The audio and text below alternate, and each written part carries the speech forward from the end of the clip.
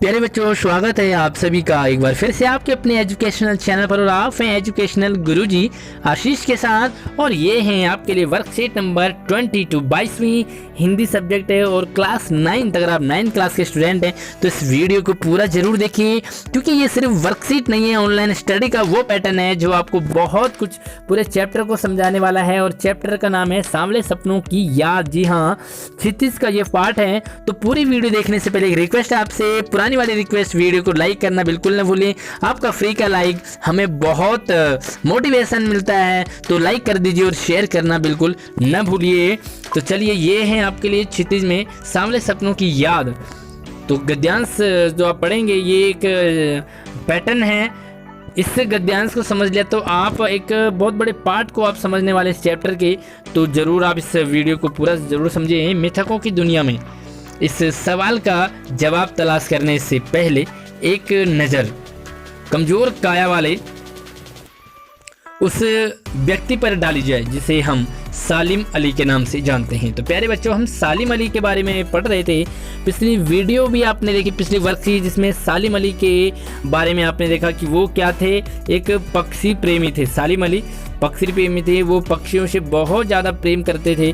तो उन्हीं सालिम अली के बारे में हम इस एक्टिविटी में, इस वर्कशीट में जानने वाले हैं।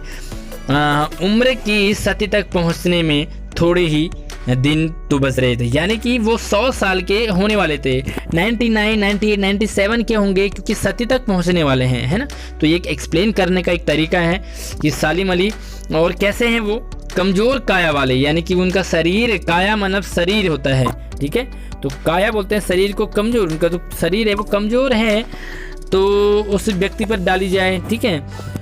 संभव है लंबी यात्राओं की थकान के ने उनके शरीर को कमज़ोर कर दिया।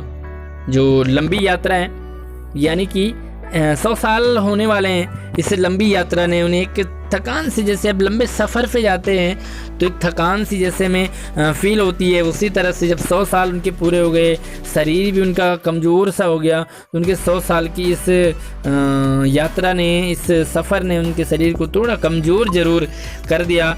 और दूसरी और बात है कि कैंसर जैसी जानलेवा बीमारी उनकी मौत का कारण बनी हो। तो यहाँ पर जो सालिम अली है, उनकी डेथ के बारे में कहा है कि उनकी जो डेथ है वो किस तरह से हुई। एक तो वो 100 साल के हो गए थे, तो आप डेफिनेटली आप समझ सकते हैं कि 100 के आसपास मरना मतलब एक तरह से कंप्लीट एज मानी जाती है। दूसरी है कि उनको एक कैंसर टाइप का है ना, तो कैंसर से उनकी डेथ हुई थी। लेकिन अंतिम समय तक मौत उनकी आँखों से वह रोशनी छीनने में सफल नहीं हुई। यहाँ पर बहुत बड़ी बात लेखक कर रहे हैं कि अंतिम समय में, यानी कि वो मरते मरते भी उनकी आंखों से वो रोशनी नहीं छीनी। एक तो ये रोशनी होती है जिसे हम लोगों को देखते हैं, लेकिन एक रोशनी वो होती है यहाँ पर जो पक्षियों की तलाश और उनकी हिफाजत के प्रति। तो ध्यान रखें कि जो सालिम अली है, उनकी जो ज़िंदगी, उनकी लाइफ है, वो पक्षियों पे ही, उनके आगे पीछे ही मंडराती रहती थी। और एक बात आपको ध्यान आ रहा होगा कि किसी ने सालिम अली की जो पत्नी से कहा था कि आप थोड़ा सा सालिम अली के बारे में कुछ बताइए, है ना। ये मैं आपको थोड़ा सा एक स्टोरी बता रहा हूँ, सालिम अली के बारे में बताइए।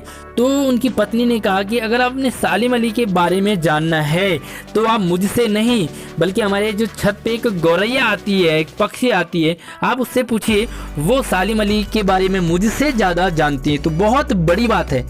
तो ये बात आपको कितनी पता थी, मुझे कमेंट में ज़रूर बताइए। और इस बात को लेकर के आपको क्या फीलिंग आती है कि कितना प्रेम करते थे वो सालिम अली से। इस बात से आप, उनकी पत्नी ने जो कहा था, फ्रीडा नाम था उनका, तो उसके कहने से आपको क्या लगा, मैं कमेंट में ज़रूर बताइए, ताकि ये समझ में आए कि आपको क्या समझ आया है, ठीक है। तो उनकी हिफाजत के प्रति समर्पित थी। तो उनकी वो रोशनी अंत समय तक, यानी कि वो मरते टाइम तक भी पक्षियों से प्रेम करते थे, पक्षियों को ही ढूंढते थे, पक्षियों के बारे में सोचते थे, उन्हीं के साथ रहना वगैरह वगैरह। इसीलिए उनकी पत्नी ने कहा कि वो मेरे साथ कम रहते बल्कि पक्षियों के साथ ज़्यादा रहते हैं। सालिम अली की आंखों पर चढ़ी दूरबीन उनकी मौत के बाद ही तो उतरी थी, तो उनकी आंखों पर हमेशा दूरबीन रहती थी, यानी कि वो पक्षियों को ही तलाशते रहते थे। हमेशा वो किसी न किसी पक्षी के पीछे होते थे, पक्षी के साथ होते थे, पक्षी के पास होते थे, पक्षी ही होते थे। यानी कि सालिम अली गलती से इंसान बन गए, उनके एक पक्षी होना चाहिए था जो कि पक्षियों के बीच में ही रहा करते थे। उन्हें जैसा वर्ड वाचर, तो यहाँ पर एक शब्द आया है वर्ड वाचर, तो इसे आप ध्यान से समझिए। वर्ड यानी कि पक्षी, वाचर मतलब उनकी हिफाजत करने वाला, देख रेख करने वाला, उनको पालने वाला। तो वर्ड वाचर का मतलब पक्षियों को पालने या उनकी देख रेख देखभाल करने वाला। तो उन जैसा वर्ड वाचर शायद ही कोई हुआ होगा, यानी कि पक्षियों से इतना प्रेम आज तक शायद किसी ने किया होगा। लोग पक्षियाँ पालते भी हैं, लेकिन इतना प्रेम आपके घर में भी कोई पक्षी होगी, अगर है तो हमें कमेंट में बताइए कि आपके घर में कौन सा पक्षी है जिसे आप पालते हैं और उसके प्रति आप कितना प्रेम करते हैं, वो भी हमें कमेंट में बताइए। पक्षी नहीं पाले होंगे आपने तो कोई जानवर पाले होंगे, तो आप ज़रूर उनके बारे में हमें कमेंट कीजिए। तो कहते हैं कि एकांत क्षणों में सालिम अली बिना दूरबीन के भी देखे गए हैं। तो यानी कभी कभी वो बिना दूरबीन के भी देखे जाते थे जब वो एकांत क्षणों में होते थे, यानी कि अपने बारे में उस समय सोच रहे होंगे। तो चलिए कुछ डिफ़िकल्ट वर्ड है, आप इनको ज़रूर पढ़ लीजिए। एक मिथक है, सबसे पहले आप देखो यहाँ पर है मिथकों की दुनिया में। तो ये मिथक क्या है कि वैसी प्राचीन कहानी है ना, या उनके पात्र जो नई स्थितियों में नए अर्थ को प्रकट करते हैं वो मिथक कहलाते हैं। तो पुरानी, बहुत पुरानी हो लेकिन वो आज भी सिचुएशन उसकी नई जैसी हो तो उसे कहते हैं मिथक। दूसरा है काया, तो काया का मतलब मैंने बताया आपको, मिथक है ये काया शरीर है। और उम्र की सती, ये भी क्लियर कर दिया मैंने, आयु का 100वां वर्ष है ना, तो वो उम्र की सती के नज़दीक हिफाजत करना आप जानते ही हैं, केयर करना, सुरक्षा करना। वर्ड वाचर, तो देखो पक्षियों का अवलोकन करने वाला, तो अवलोकन करना थोड़ा सा ये कम वेट वाला है। मैं कहूँगा कि पक्षियों की देखभाल करने वाला है ना। एकांत मतलब होता है अकेलापन, आप जानते ही हैं। तो चलिए इसके पहले प्रश्न की ओर बढ़ते हैं कि कमज़ोर काया वाले व्यक्ति का क्या नाम था। तो बहुत ही आसान है, कमज़ोर काया वाले शरीर का नाम। अब अपने आस पड़ोस का नाम मत लिख देना, यहाँ पर आप लिखेंगे सालिम अली। तो कंप्लीट आंसर लिखेंगे आप कि कमज़ोर काया वाले व्यक्ति का नाम सालिम अली था। ओके, क्लियर है आंसर पहला वाला। दूसरा देखो, अच्छा आंसर लिखने से पहले आप एक बात जरूर ध्यान दें कि आंसर उत्तर आप जब भी लिखें आप उसमें अपना जरूर बताओ, पर पैसे से यहाँ से वहाँ छापना आंसर लिखना नहीं होता, क्योंकि आप 9th क्लास में आ गए हैं। तो 9th क्लास के आंसर थोड़े से पावरफुल होते हैं। तो आपके आंसर जब मुझे मिलेंगे तो ये दिखना चाहिए उसमें कि आप जो है 9th क्लास में आ गए हैं। लेखक ने, दूसरा सवाल कि लेखक ने सालिम अली की मृत्यु के किन कारणों पर चर्चा की है। तो लेखक ने सालिम अली की जो मृत्यु है उसके बारे में बात की है कि कैसे मृत्यु हुई। तो एक तो आपको ध्यान आ रहा होगा कि उनको कैंसर हो गया था, दूसरा वो कमज़ोर बहुत हो गए थे, तीसरा आप ये कह सकते हैं कि वो शतक यानी कि सती की दुनिया में थे, 100 साल वो उसके नज़दीक थे। तो 100 साल हो गए हैं भैया, कारण है कि वो एक्सपायर होने वाले हैं भाई, एक मानते हैं हम। उसके बाद कमज़ोर हो गए काफ़ी, तो वो भी कारण है। 100 साल में अगर कोई हट्टा कट्टा हो तब भी हम उसे कह सकते हैं कि नहीं भैया भी जिएगा, लेकिन 100 साल में वो कमज़ोर और हो गए हैं। तीसरा उनको कैंसर जैसी बीमारी भी थी। अच्छा ये है तीसरा सवाल। लेकिन अंतिम समय तक मौत उनकी आंखों से वह रोशनी छीनने में सफल नहीं हुई जो पक्षियों की तलाश और उनकी हिफाजत के प्रति समर्पित थी। तो यहाँ इसको आप पूरा जरूर देख लीजिए थोड़ा सा प्रश्न को, कि अंतिम समय में कि बात की है कि जो उनकी आंखों की रोशनी है वो छीनने में सफल नहीं हुई समय, क्योंकि वो हमेशा पक्षियों को ही देखते रहते थे। और वो और एक लाइन जोड़ी कि उनकी हिफाजत के प्रति समर्पित होती थी, वो तलाश उनकी पक्षियों के प्रति। तो इस पंक्ति में एक शब्द आया है रोशनी। इस पंक्ति में किस रोशनी की बात की गई है? तो मैंने ऊपर भी पैसेज को समझाते समय एक्सप्लेन किया था। रोशनी एक वो रोशनी होती है जिससे कि मैं आपको देख पाऊँ, आप मुझे देख पाओ, लेकिन एक वो रोशनी होती है जो कि गॉड गिफ्टेड होती है ना। तो इसमें किस रोशनी की बात की है? वो रोशनी जो हर कोई जिसे जो रोशनी हर किसी के पास नहीं होती है। यहाँ पर पक्षियों को देखने वाली रोशनी की बात हुई है। तो थोड़ा सा इसमें आप अपने विचार जरूर लिखेंगे, 9th क्लास के अकॉर्डिंग अच्छे से आप लिखेंगे। गद्यांश में विशेषण शब्दों को छांटकर उनके भेदों का नाम लिखिए। तो गद्यांश में आप इस गद्यांश को पूरा जरूर देख लीजिए एक बार। और इसमें जो भी आपको विशेषण लग रहे हैं ना, और अगर आपको विशेषण समझना हो तो मैंने वीडियो बनाई है विशेषण पे भी, आप उसे भी देख सकते हैं। तो चलिए सबसे पहला जो मैं आपको बता दूं, कुछ मैं बताऊंगा आपको, कुछ आपने खुद करने हैं।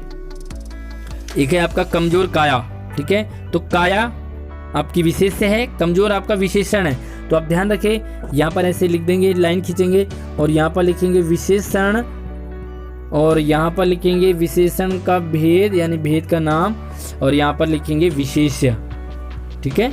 ये आप कॉलम जरूर बनाए, विशेषण, विशेषण का भेद और विशेष्य क्या है। तो यहाँ पर विशेष्य क्या है, काया, विशेषण क्या है, कमजोर, और यहाँ पर भेद क्या है। तो आप देखिए 4 प्रकार के जो विशेषण होते हैं उसमें से कौन से टाइप का है, तो ये है आपका गुणवाचक विशेषण, ठीक है।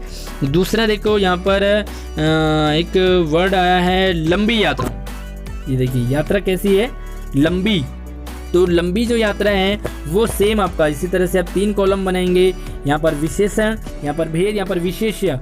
तो लंबी, ठीक है, तो यहाँ पर विशेषण हो गया लंबी, भेद हो गया आपका फिर से विशेषण लंबा, मोटा, तगड़ा, ये भी गुणवाचक है, और यहाँ पर विशेषण क्या है, यात्रा, तो यात्रा विशेष्य हो गया। इसी तरह से इस पाठ में अंतिम है, एक वर्ड आया है अंतिम। तो यहाँ पर देखो अंतिम, ये अंतिम है, और अंतिम क्या है, समय है, समय क्या आपका विशेष्य है, अंतिम विशेषण है। तो इस तरह से ये कौन सा भेद होगा, आप जरूर विशेषण को जान करके ये लिखेंगे। अगला देखो मैं बता देता हूँ आपको, छांटने में आपको दिक्कत ना हो। अंत में देखो एकांत क्षण, तो क्षण आपका विशेष्य हो गया, एकांत आपका विशेषण हो गया। इसी तरह से 3 कॉलम बनाएंगे और भेद का नाम जरूर लिखेंगे। उसके साथ ही साथ एक और वर्ड आ गया यहाँ पर, एक और वर्ड है मौत का कारण। जी हाँ, ये रहा जानलेवा बीमारी। तो ये देखो यहाँ पर जानलेवा बीमारी का नाम है, तो वो आप लिखेंगे जानलेवा। तो जानलेवा जो बीमारी है वो कौन सी है, तो आप फिर से जानलेवा लिखेंगे। एक प्रॉब्लम हो रही थोड़ी सी, चलिए। तो ये देखो जानलेवा बीमारी है ना, तो ये फिर से जानलेवा बीमारी क्या है आपका, यहाँ पर जो है बीमारी आपका विशेषण विशेष्य हो जाएगा, जानलेवा विशेषण हो जाएगा। तो इसी तरह से आप कौन सा टाइप है ये भी हमें आप ज़रूर बताइए। जानलेवा, चलिए बता दो कौन सा भेद है, आप ज़रूर बताइए।